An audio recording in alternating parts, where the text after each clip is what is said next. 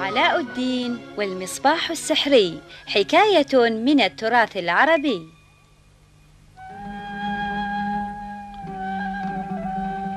كان يا ما كان في قديم الزمان، كان هناك شاب يدعى علاء الدين. كان علاء الدين وأمه يعيشان في حالة فقيرة، إلا أنه كان يتميز بذكاء شديد. وفي أحد الأيام اسمحوا لي، هل هذا هو بيت علاء الدين؟ نعم، أنا علاء الدين، ما الأمر؟ لم ير علاء الدين هذا الرجل من قبل. حسنا يا علاء الدين، أنا أخو أبيك الذي مات، في كلمة أخرى عمك، وأنت ابن أخي، وهذه أمانة تركها لك والدك.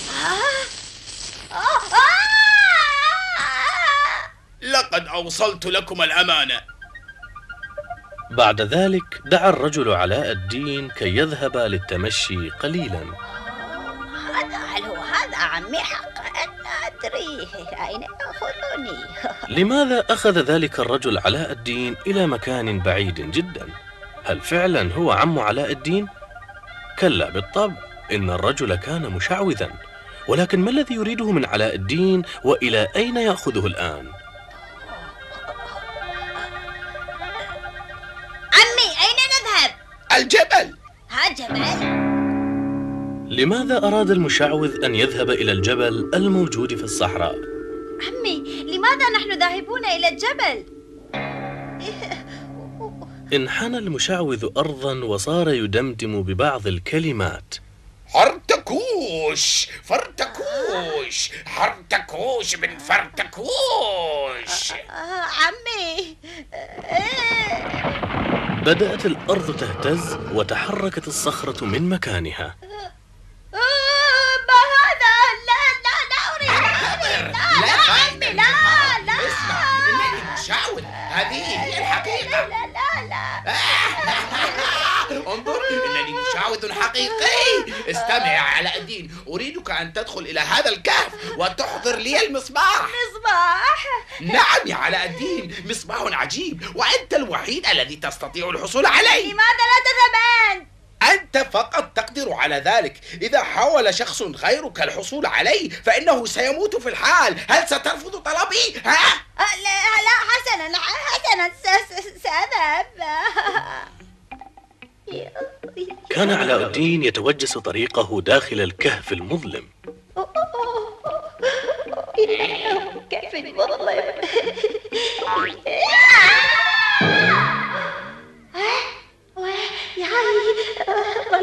وكما قال المشعوذ، كان هنالك مصباح بالفعل، وكان المصباح محاطا بالذهب والمجوهرات.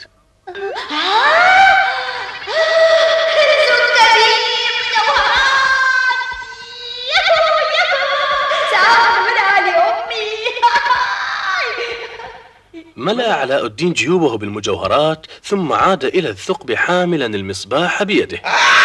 المصباح أنا سوف أسلمك إياه. أعطني المصباح هيا بسرعة. المصباح السحري. رائع. لن أعطيك إياه. وهكذا سقط علاء الدين داخل الكهف والمصباح في يده. ماذا أفعل؟ لقد سقطت. أعطني المصباح، لن تفلت مني. وهكذا بقي علاء الدين محبوسا داخل الكهف، بينما عاد المشعوذ بدون أن يحصل على المصباح. كيف سأخرج من هذا الكهف؟ ولكن ما قيمة هذا المصباح؟ لا يساوي شيئا بالتأكيد. حاول علاء الدين أن يمسح الغبار عن المصباح بفركه بيديه.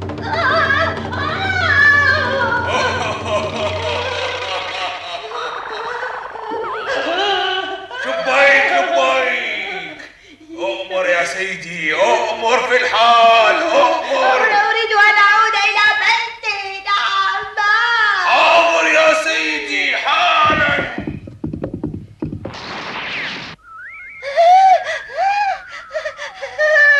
بعد ذلك استطاع علاء الدين أن يعود إلى البيت، وقدم شكره للمصباح العجيب، وصار علاء الدين أغنى رجل في المدينة، وطبعا فإن أمه أصبحت سعيدة في حياتها معه. بعد هذا كله تمنى علاء الدين وأمه أن يكون لديهما بيت جميل، وفي خلال دقائق تحققت هذه الأمنية، وفي الحقيقة تحقق كل ما يتمناه هو وأمه.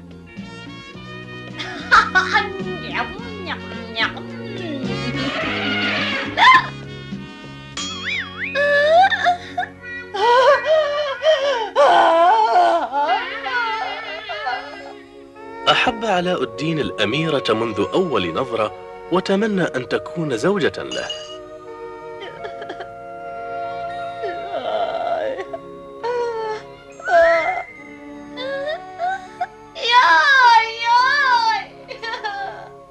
تمنت أمه أن يعيش ولدها بسعادة مع المرأة التي يحبها، لذلك ذهبت إلى القلعة تحمل مجموعة من المجوهرات. أدرك الحاكم بأن علاء الدين سوف يجعل من الأميرة امرأة سعيدة، لذلك قرر أن يسمح لهما بالزواج. يا للسعادة! لقد كان عرس علاء الدين والأميرة رائعا، وقد احتفل به كل الشعب.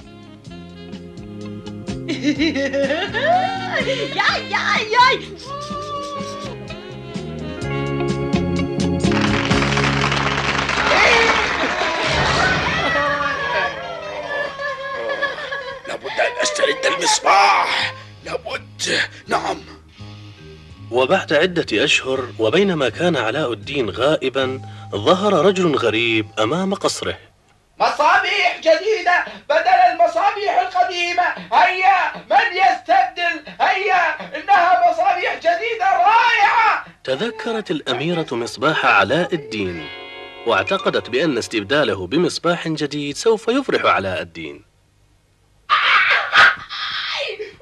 لقد حصلت على المصباح الرائع.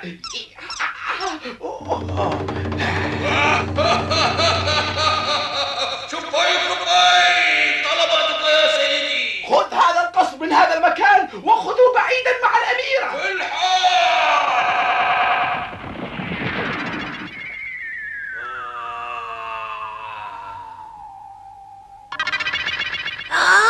حينما عاد علاء الدين من نزهته في الغابة، أصابه الذهول. لقد اختفى القصر واختفت الأميرة معه. صار علاء الدين يبحث عن زوجته في كل مكان، وبينما كان يسافر من هنا إلى هناك، سمع الناس يتحدثون عن القصر الذي كان يطير في الهواء. سر في هذا الاتجاه وسوف تجد القصر. وبعد عناء شديد شاهد علاء الدين قصره في مكانه الجديد، وأدرك أن المشعوذ كان وراء ذلك. علاء الدين! رأت الأميرة علاء الدين راكبا جملا يبحث عنها.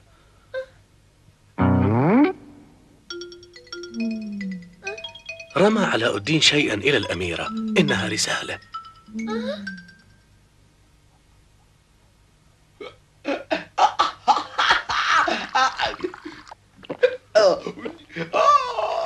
الذي المزيد.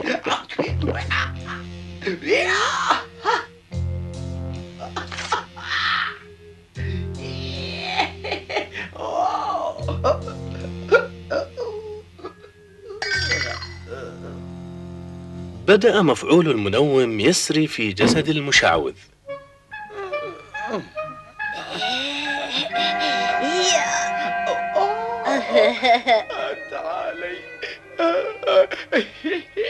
تعالي إلي، يا لك من جميلة. لقد ظن المشعوذ أن علاء الدين هو الأميرة.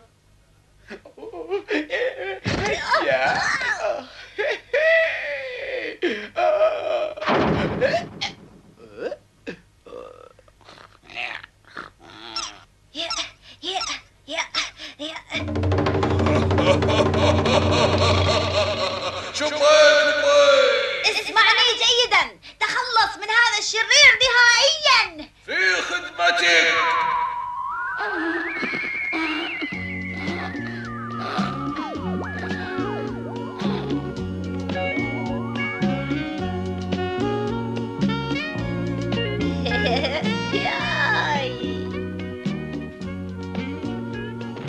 وهكذا استعاد علاء الدين زوجته الجميلة وقصره الكبير، وعاد إلى مدينته سالما ليحيا هناك حياة مليئة بالحب والهناء والمودة.